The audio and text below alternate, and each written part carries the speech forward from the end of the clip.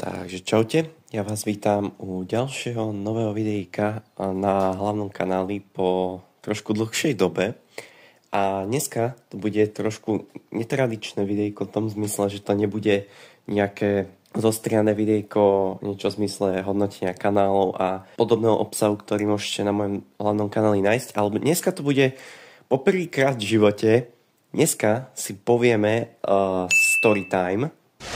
A určite sa s vami chcem podeliť o tento môj zážitok, pretože naozaj môže to prispieť ku nejakému zlepšeniu nejakej momentálnej situácie na Slovensku, čo sa týka dopravy a hlavne bezpečnosti na cestách.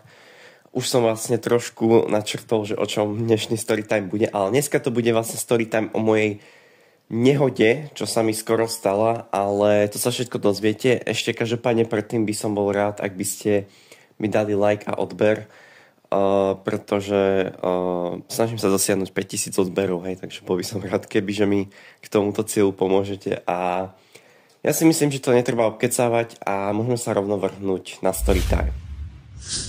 Takže ako to celé začalo? Začalo to vlastne tak, že som ráno klasicky vstal a išiel som autobusom takisto, ako ste mohli vidieť, dajme tomu v tomto videjku, tak klasicky som išiel na autobusovú stanicu, 6:05 mi išiel autobus a proste v pohodičke. Nastúpil som, viezol som sa nejakú cca necelú pol hoďku, nejakých 20 minút, čo akože celkom sa divím, že ten autobusár vedel prejsť 20 km za 20 minút, keď sme chodili cez všelijaké horí, cez všelijaké uličky klukaté, takže som bol celkom prekvapený, že to dal tak rýchlo, ale tak tých autobusárov na tej trase veľmi dobre poznám a dokonca oni poznajú aj mňa ako cestujúceho, takže už to je také unormálne. No a vlastne stalo sa vlastne to, že ako sme sa blížili ku cieľovej destinácii, tak sme išli dole z kopca. Ja som sedel asi približne v strede autobusu, alebo skôr tej druhej zadnej polovici autobusu smerom bližšie ku tej stredovej uličke, kde sa prechádza. To bude veľmi dôležité vlastne podotknúť aj po tom, čo budem vlastne vysvetľovať neskôr v tomto videjku. No a išli sme dole z kopca a bola tam taká trojuholníková križovatka. Teraz mám vlastne vizuálne v edite vlastne ukazujem, ako vyzerala tá križovatka v realite. Je to presne tá konkrétna križovatka. No a autobus bol tu bola Audina, ktorá išla ako keby z vedľajšej, pretože keď autobus išiel dole z kopca, tak vlastne ako keby on išiel po hlavnej ceste, hej, takže on teoreticky tým, že autobus je na hlavnej, by mal mať prednosť a ten, čo ide s Audinou na tú hlavnú cestu, by mal mu dať prednosť a počkať. Lenže čo sa stalo je to, že autobus išiel proste, on neišiel nejako extrémne rýchlo, bolo to nejakých približne 50 km za hodinu a tá Audina sa úplne ako by som to povedal, proste ako keby nasunula na tú hlavnú cestu a autobusár musel prudko zbrzdiť a ako keby urobiť taký uhýbací manéver, že ako prudko, alebo tak ako keby pozvolne zbrzdil a uhnul sa do ľavej strany, aby sa vyhol zrážke s Audinou. Mohol naraziť do predku tej Audiny. Bolo to nejak necelý polometer, hej, od tej Audiny, keď sa uhol. No samozrejme všetky naše tašky alebo všetky naše ruksaky sa nám nahrnuli dopredu, nám úplne popadali, aj všetky horálky, čo sme mali vzadu.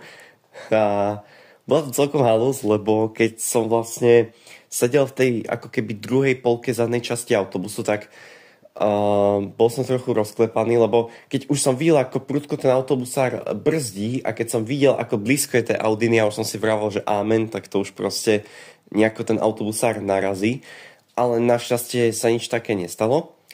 A bol to celkom fajn, akurát som potom vlastne zvyšok ďalšej jazdy, čo som prestupoval na vlak do Čadce, tak som bol taký trošku rozklepaný a určite to nie je úplne taká skúsenosť, ktorú by som prijal každému, kto cestuje verejnou dopravu, ale hold, aj takéto veci sa žiaľ stávajú, ale kopukrát nemajú úplne dobrý koniec a tu by som chcel apelovať väčšinou na ľudí, ktorí cestujete hromadnou dopravou, tak naozaj Dávajte si hlavne na seba pozor, hlavne pečlivo vyberajte, na aké miesto v tom danom autobuse alebo vlaku si sadnete. A nemusí to byť len vo vlaku, môže to byť, ako som spomínal, autobus, môže to byť tramvaj, čiže električka, môže to byť lietadlo. Proste najlepšie je, keď si vyberiete vhodné miesto na sadnutie. Takže to je asi to, čo som chcel tak viac menej povedať k tomuto incidentu.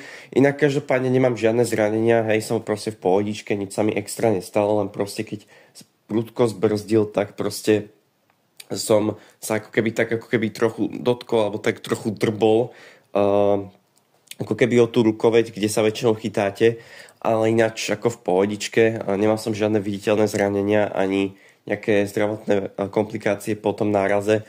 Proste bolo to iba prudké zbrzdenie. To je ako keď na diaľnici, alebo keď drifterské auta, keď robia zrýchlenia, tak prudko zbrzdia, tak to je v podstate to isté. Takže nebolo to nič nejaké extra vážne.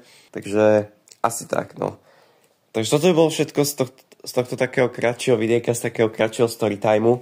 Viem, že som mal vydať jedno videjko, ktoré som mal v pláne už dlhšiu dobu, ale prišlo mi to ako také pekné vlastne porozprávať vám o mojej príhode. Takže ja sa budem tešiť u nejakého ďalšieho videjka. Zatiaľ čauko.